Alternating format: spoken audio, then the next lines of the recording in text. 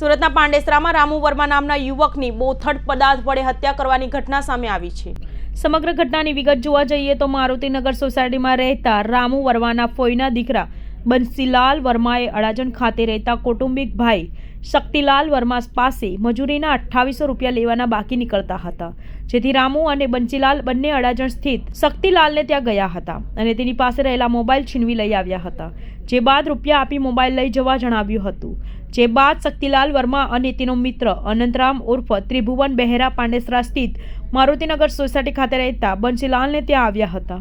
જ્યાં બંસીલાલ જોડે શક્તિલાલ અને અનંતરામ ઉર્ફ ત્રિભુવન બહેરાએ માથાકૂટ કરી મોબાઈલ છીનવવાનો પ્રયાસ કર્યો હતો।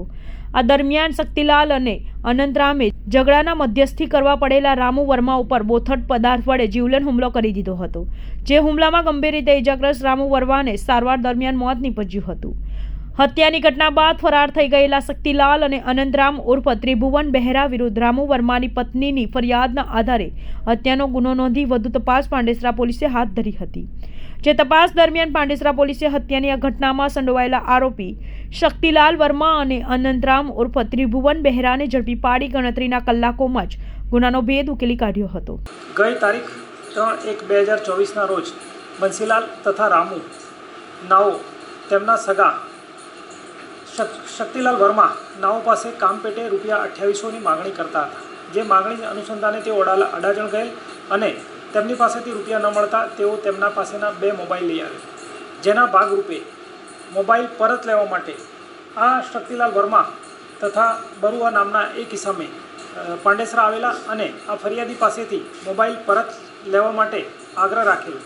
જેના ભાગરૂપે બંને વચ્ચે તૂતુમેમે થયેલ, બોલાચાલી થઈ અને ઝઘડો થયેલ, જેમાં આરોપીઓ શક્તિલાલ અને બરુઆએ ઈંટનો ઉપયોગ કરી અને રામુ પર હુમલો કરતા રામુને માથાના ભાગે ઈજા થયેલ અને વાઇટલ પાર્ટ હોવાથી તાત્કાલિક તે મૃત્યુ પામેલ, જેના આધારે તેમના પત્નીની ફરિયાદ લેવામાં આવેલ છે અને પાંડેસરા પોલીસે ગુનો દાખલ કરી કાયદેસરની કાર્યવાહી કરેલ છે અને આ ગુનામાં સંડોવાયેલા બંને આરોપીઓની પાંડેસરા પોલીસે કાયદેસરની કાર્યવાહી કરી ધરપકડ કરેલ છે।